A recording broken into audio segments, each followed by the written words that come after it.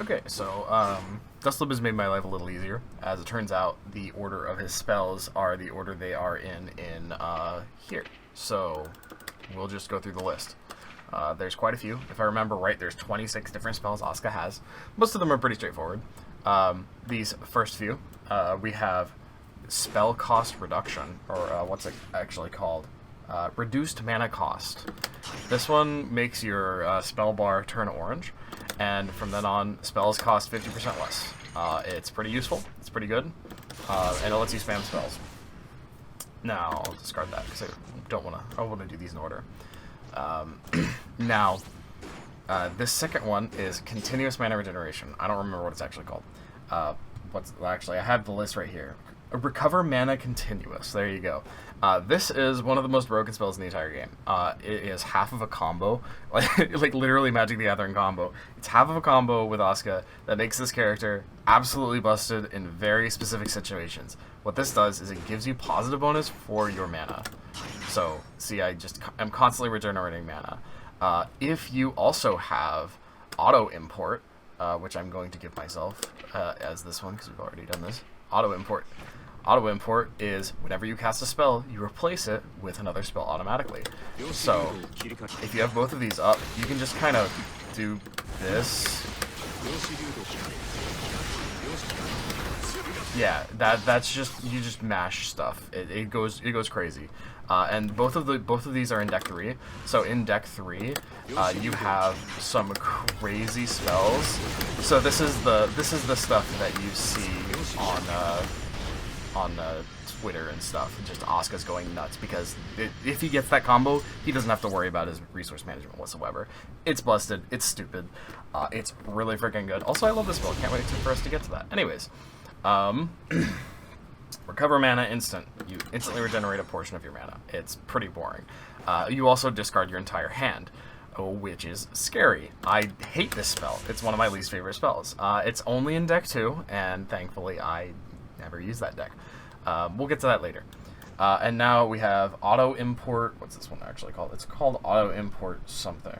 Full import, sorry. So full import is really useful. If you have no spells, it fills its slot and all spell slots that are empty. So you just refill your hand. I usually find that I use it to refill 1 or 2 empty spell slots. Sometimes it's really annoying because deck 1 contains a lot of spells that don't do anything immediately, which can be really annoying to kind of set up into. But anyways, we're going to move on from this. We already talked about, random import. Random import is, it just shuffles your hand. It doesn't shuffle your hand. It discards your hand and then you draw 4. So that's what it does. It can be good, but I'm kind of mid on the fence on that one anyways. Alright, we're going to go over the staves next, it looks. Shooting time stretch, shooting time decelerate. Oh, baby. Alright, so each of these are a little different. This staff reduces gravity for Asuka, so he jumps higher. It's not that useful, if I'm being real. If I remember right, it also reduces the gravity for... Yeah, it causes those to jump. So, all the cube-based spells. And then there's this one. The second one is actually much more useful. Decelerate. Let me double check. Low pass gravity. Low pass filter gravity. Alright, cool, sure. This one does the opposite of spells. They kind of bounce along the ground. But most importantly, Asuka jumps lower, which means this is an instant overhead. It's silly, and you can convert off of it with meter and like go nuts. It's actually really good. I still hate the staves overall though. They're not very good in my opinion. That's might be true, might be false. Anyways, next one is accelerate. This one is fun. So what accelerate does is it makes your cubes move faster, but they also guard crush, and it adds a flat 10 frames of block stun, which is crazy because they're already plus. So it makes this go from plus 26 to or plus 22, I think actually, 22 to 26, something like that, to like over plus 30. It's crazy. Really, really good. The inverse of that Well, it's still not bad, but oh, I need mana. The inverse of that is decelerate, which is this one. It makes the spells move slower. It doesn't cause them to guard crush, but it makes them slower, so you can kind of approach with them, which is pretty good. But I've generally found because you can slap the cubes, generally it's a kind of meh. Right? It's better with the multi-hitting cubes, but it's still kind of meh. I still don't like it. Anyways, moving on to character-specific settings. We finished at decelerate, so we'll do shooting and repulsion, and then we'll get into the metrons, which are the cubes. Alright, so this one is the gravity one. You've seen this. You've seen it on Twitter. It does that. It also drags the opponent towards it when they're in hit stun. So you can just kind of go crazy. This is I talked about the auto import and the continuous mana regeneration and blah blah blah blah blah. That kind of combos with it because it pulls all the cubes into it, which is pretty nutso. Inverse of that is this one. This one repulses all cubes. Kind of strange. Let me double check and make sure there's no additional properties to this one, because I never use this one. I discard it when I see it. Repels. Hitting the opponent with any cube will push them away from the staff. Oh yeah, so the opponent, when in block or when in hit stun, is moved away from the staff. Used to pull opponents closer while staying advantageous. Blah blah blah blah. Yeah, okay, so it's exactly what I thought it was. Yeah, so it just does the opposite of the gravity one. Alright, moving on. Metrons. These are the bread and butter of Asuka's kit. The cubes. So, first of all of the cubes are plus. This is +5. In fighting games, projectiles are generally minus on block. Asuka's are plus, which is hilarious. It makes them more pressure tools because, they can be slapped. This character, if you didn't know, Asuka's not a zoner. He is a very heavy rushdown character, and his projectiles definitely show that. So, blue cube is really freaking good. Let me turn the opponent off of Vapor Thrust, just so it's really annoying. So, Asuka has this fun little setup where you TK this spell. This is disgusting because what he can do from here is go for a high. He can go for a low, and I'm gonna set him back to Vapor Thrust. Oop. I have to time this right. He can throw, which is hilariously good. In addition to all of this, he can do something called a fuzzy. That is a fuzzy overhead. Basically, if the opponent blocks the first JK, then they block low because they think I'm going to go high, high low, they won't be able to. This leads to hilarious setups like. Oop, I did it a little bit. Oops. Anyways, I won't worry about that too much. That's a more complex setup. It's really, really strong, but it's also much more in depth and requires its own video. And this is about the spells, not Asuka's setups, because you can do this with Howling Metron and stuff like that too. Oops. Howling Metron, by the way, is this one. It's often just called yellow because it's a yellow cube. It is like +26 on block. You can go. Make a sandwich and eat it too while your opponent is blocking that. It is usually used as either like a meaty tool, like you can knock them down and then force them to block it on wake up. I mistimed that horribly, but you get the idea. It can be used in neutral a little bit to create space or bait them into hitting it or whatever, but generally not a neutral tool. Still fine in neutral, like you can do like, oops, you can do this. The spells can be canceled into each other and just turn that blue cube into effectively a yellow cube, so you make it super, super plus. Anyways, moving on from there. Oop. specific. So we did delayed. So we're doing Metron processing, Screamer 808, Arpeggio. That one's a fun one, and delayed TARDIS. That one's one of my favorites. Okay, so this one is often just called green. This is Asuka's best zoning tool, and it's like his only zoning tool. I mean, depending on who you ask, like, obviously a projectile is a projectile, but this one can't be slapped as easily because it creates 3. It creates the center one, then the high one, then the low one. Most notably, this spell is excellent against characters that have low profiles, like Ino's Stroke, or Soul's, what's it called in this game? Vortex Raid or something, Night Vortex Raid, I think.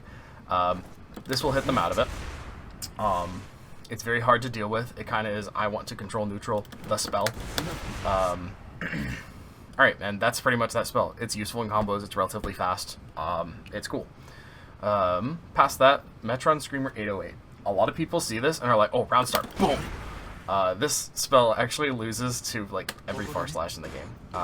But it is still so fast that if your opponent decides to do pretty much anything else, you are plus. It guard crushes on block. It's really, really plus. It's a little bit on the slow side compared to some other spells, but with the TK setup that I showed you earlier, it's just disgusting. You have so much time to do anything. It's useful in corner combos. It wall bounces. Pretty good stuff. Moving on from there, Arpeggio is... I have been calling this since it came out. I've been calling it the portal to Phyrexia. That's what it is. If you manage to play it, you win neutral, like flat out, because it's the portal. This spell is like aesthetically so cool, but it's kind of bad. Well, I say kind of bad. It's good if it resolves, but it has so much startup. And it costs so much mana too, which is a big factor. It costs about 25% of your mana. What does it say here that it costs? It costs, yeah, 24% of your mana. It's amazing on lockdown. It's amazing as Oki. It's amazing, again, if it resolves. But in neutral, you're not going to be throwing this out. And if your opponent lets you, then, you know, you earned your way in, because this move, what's its startup? It has 31 frames of startup and 59 frames of recovery. Yeah, that's like a whole second to, like, beat up Asuka. Anyways, it's a boss move. It's really cool, but not super duper effective. Now, we get to move on to my favorite, one of my favorites, TARDIS Metron. It's this guy. Real slow, hits like 3 times. I can't count. It's a big boy. It can be slapped. It is an Oki tool through and through. But because of this, you can do this. And that's a true block string. Like, that's so funny. Like, that's so disgusting. Anyways, it's an Oki tool. It moves slow. It hits slow. It obscures Asuka himself when you use it in, like, setups in the corner. So, like, if you do like this, oops, I don't have it because I already used it. Like, it's kind of hard to see Asuka, so you can go for some mix-ups there.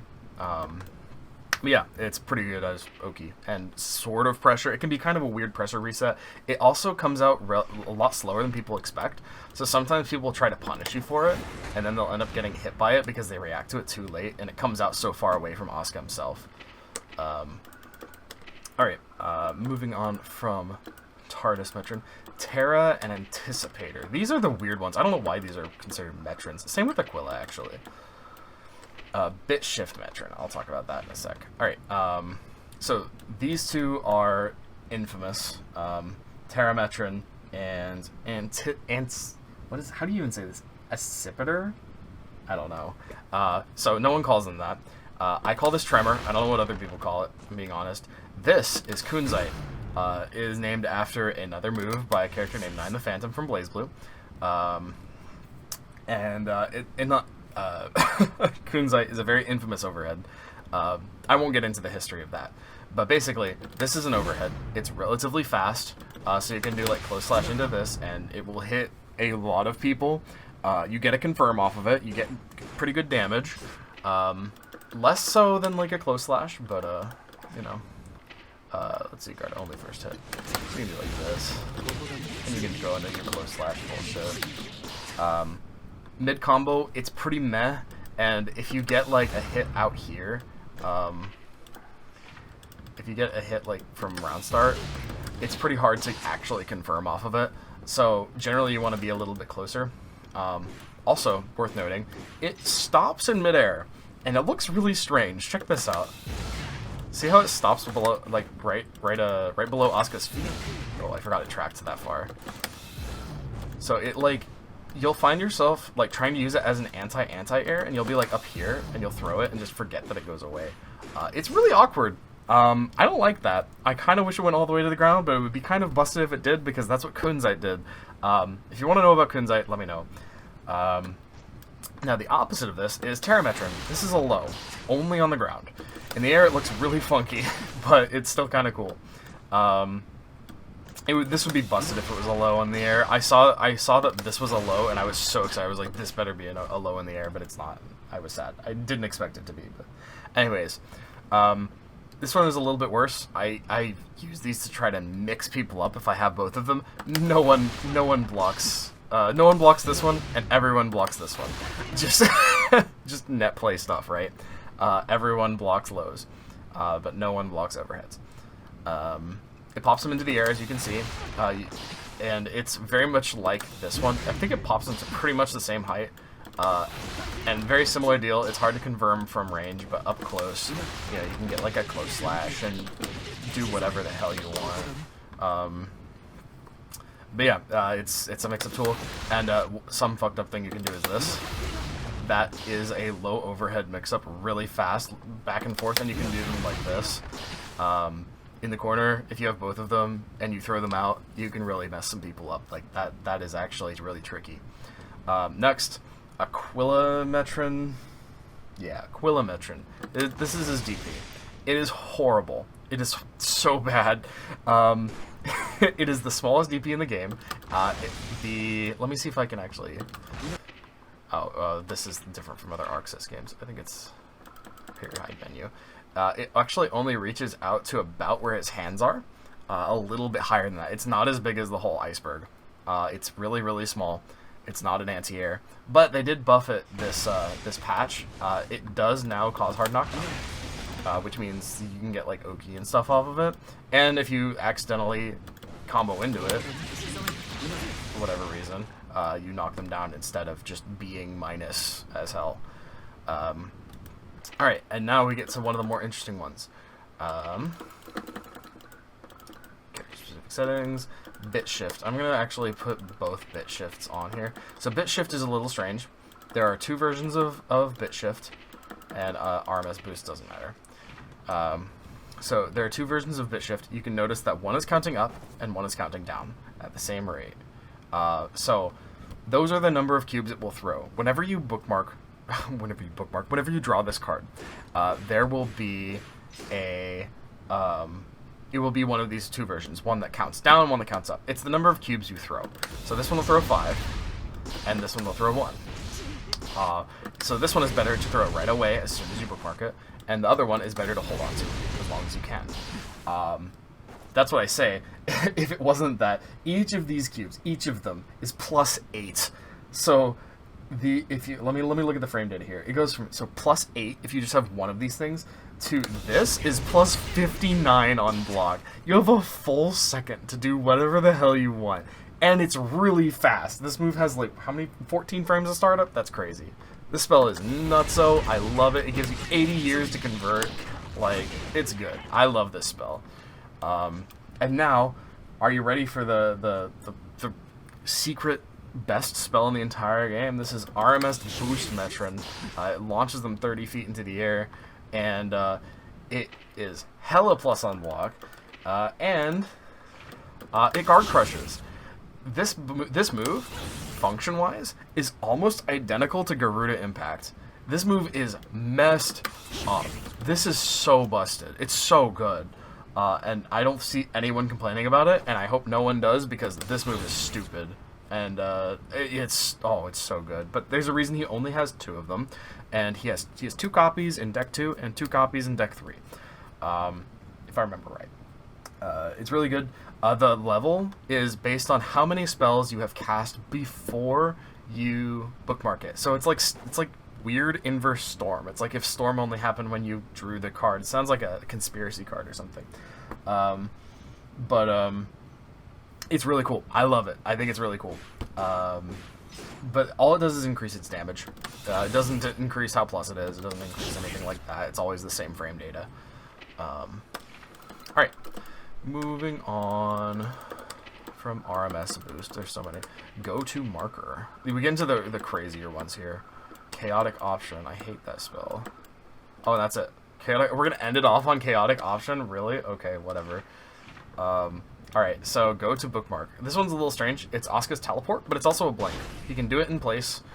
Depending on what you're holding when you have it, he'll do that. So you can like do quarter circle forward and then go back, and he'll go back. Same deal in the air. You can teleport into the air. You can teleport forward in the air. You can teleport down in the air. You can teleport straight down. I don't think you can teleport up, can you? Let's find out. Oh, you can! That's cool. I didn't know that. I almost never use the spell like that. This spell can be really messed up with other projectiles. Like, let me see if I can...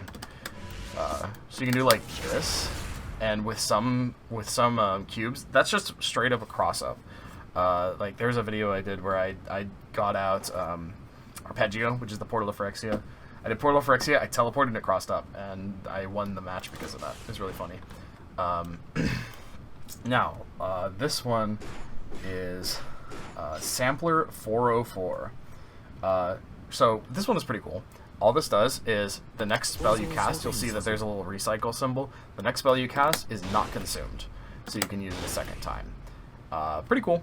It's mildly useful, not great, not terrible. Now we're going to talk about my least favorite spell in the entirety of this character's kit, Chaotic Option. This one, according to the description in-game, bookmarks a powerful spell at random. What this means is it will randomly bookmark. It'll do auto import, which is one of the broken spells that gives you whenever you cast a spell, automatically replaces it for a set period of time. Recover mana continuous, which is the other half of that combo I talked about, where you get positive bonus for your mana. Anticipator Metron, which is the overhead. Terra Metron, which is the low. Or Metron Arpeggio, which is the portal to Phyrexia. So it's like, oh, well, wow, that's great. You get one of these things. Here's the thing. You have to cast 2 spells in order to do it. And either it is a spell that doesn't have a hitbox immediately, or it's a spell, or it has the chance to be a spell that's really freaking slow and gets you counter hit. Whenever I'm getting scrappy and I'm throwing out spells, I don't want to randomly get one of these spells. I want to have one of those spells instead. So I'll just cast it. See, I get the overhead. So what I see a lot of people do is they just go YOLO and they cast it immediately like that. And you might get lucky and get an install like that, but you'll still get counter hit, and you're spending so much time doing that. That's crazy. And if you get unlucky and you get like the Portal to Phyrexia, which for some reason I'm not getting.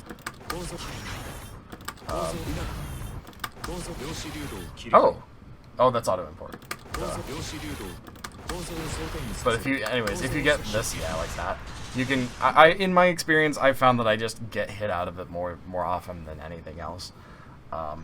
It's a fine spell, I guess, but you spend so much time doing this that oftentimes I end up just not getting what I need at the moment. This character's already inconsistent. It's basically a redraw spell. It's okay, but I would prefer to have a different spell. Anyways, that's Asuka's spells. That's all of them. Went down the list. Highlights from it, I don't know.